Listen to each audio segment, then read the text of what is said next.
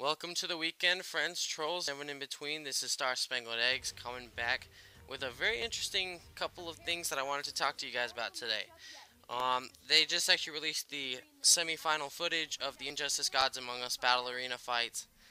If you don't know what that is, it's basically a tournament that Injustice is doing, and they have little matchups every week, and then people get to vote on who they think is going to win and why, and they tally up the votes, and then they show a match footage basically between the two combatants, and then whoever wins continues on, and there's like some prizes and stuff for participation. Anyway, it's almost at the end, and it's coming down to the last final two, and you'll be able to see who will be going on from these two videos. So aside from the fact that they're spectacular, I've actually learned quite a bit watching these videos about the little intricacies of Injustice Gods Among Us and how it works. And they've actually shown us quite a bit today that I want to dive into right now, so go ahead and bear with me. So at the beginning of the match, if you can see here, Superman actually used his red aura character ability as a cancel after an attack that put his opponent in the air. Now, what I'm thinking right now is that burst canceling. I'm thinking that's going to be something that is going to be effective and utilized in common matches. And come to think of it, the next video you'll actually see Flash burst cancel in that one too, so they're definitely trying to show it off this week and making a big effort to do that. And so, will this be a viable option for all the characters in the cast? Only time will tell, I suppose. We don't know all the characters and all their moves, nor the effects of all their burst abilities, so we'll be able to dive into that next time, I suppose. Only time will tell, as none of us really know. So, moving on. It also, as you can see, it also looks like the pig battles that were foretold of have started. But, as you can also see, Superman won't take that crap. So, I guess in the circumstances, you could say they're really going ham, right? Right? Yeah, that was bad, I know. But then again, so is the saying itself. I mean, how can one exactly, quote, go ham? But I digress. And was it just me, or did it seem like the Green Lantern linked 3 throws together in one combo right after each other? I mean, actually, you know what? Let's go back and count it out. 1, 2, 3. Wow. 3 throws right after one another. One of which looked like it was using some meter being an EX move, as was noted by the abnormal flash that emanated from his ring. But still, well then again, I can't really comment on it so much because I don't know how much damage all of it does together. So I'm not going to be that guy who jumps to saying, OP, patch it now. But that does look pretty intense, so Green Lantern can apparently do. Alright, another thing. I noticed in a few of these videos that I failed to talk about since I always thought my eyes were deceiving me. Although you might be able to initiate a clash during a block, here it is clearly shown that you can initiate a clash in the middle of receiving a combo. This seems to me like a mix between the breaker ability from Mortal Kombat and the burst mechanic from a lot of anime fighting games like Guilty Gear or Blazblue. It's a combo interrupter like a breaker, and it's limited only to one use per match like a burst. And I like games that have these kind of get out of combo tools, whether it be a breaker or a burst or whatever the name it bears in its origin game.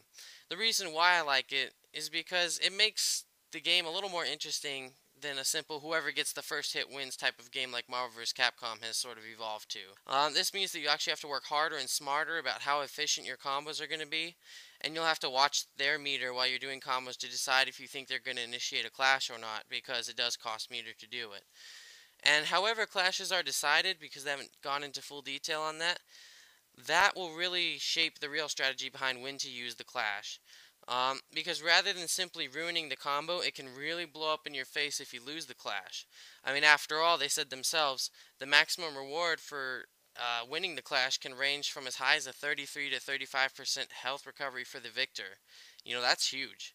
And as such, we probably won't see clashes attempted in every single match due to the risk involved, but it's really too hard to fairly say since we don't know what exactly is the factor that decides the winner of a clash. However, if I had to take a guess, I would put my money on the fact that it's probably going to be decided randomly, almost like the spin picks that the game does between two oppositely chosen stages between players. Except in this case, the spinner would be more imaginary behind the code, and whoever the spinner imaginary happens to land on happens to be the winner, and whatever they bet will then be rewarded with whatever the prize is as coded by the game. and the loser will of course take damage for losing the clash, as well as potentially a temporary nerf. Should something like that exist in the game. They haven't commented on all the um, risks and rewards of the clash yet, but once they do, I'll be sure to tell you. I figure this because it can't be based on how much meter is gambled, or the winner would always be the one who has the most meter, and that would be pretty simplistic and boring, you know. And then with a bonus as large as a 33% life recovery, that's worth quite a bit of meter to me late game especially, so I don't feel like they would just kind of hand that out willy-nilly. And I would like to say post all of this that these are just my presumptions on what information I have, so don't take them as true and just as doctrine. The game could be vastly different by the time it releases. This is just the things that I've noticed and my guesses as to what they all mean. And hopefully, however they work, hopefully clashes will not become a reason to resort to like all zoning all the time every match long. In my opinion, that would be bad because I think that they've actually done a really good job of making awesome combos and things. I would hate to see that go to waste just because of zoning. And lastly here, Batman shows us why we should combo into our supers if we can. In a game that makes it this easy to combo into supers, there's almost no reason not to. Unless it's like Superman, who used it as a counter, but even then, as the human player, you may misjudge the distance or something like that. It's always safest just to go ahead and try comboing into it since it's so easy to do in the game. Otherwise, you end up like the Flash, who went ahead and wasted a whole meter on a point that could have turned this match around for him, but there it went, he threw it out, Batman dodged it, and that was it. So these are just the things that I've noticed today. Remember the demo coming out next week. Definitely invest some time into that. Go ahead and see how you like it. I'll definitely be commenting on what I feel the demo did well, or what I wanted more from the demo, if that makes sense. Thanks for watching, as always, friends, trolls, and everything in between. If you have any thoughts on burst canceling, or anything that we've discussed in this video, or even in others, go ahead and put it in the comments below. I'd love to hear from you guys and be able to talk and see what everyone else is thinking. You know, I always say what I'm thinking, but I also do like to hear what you guys are thinking too. But until I return, have a wonderful weekend, my friends.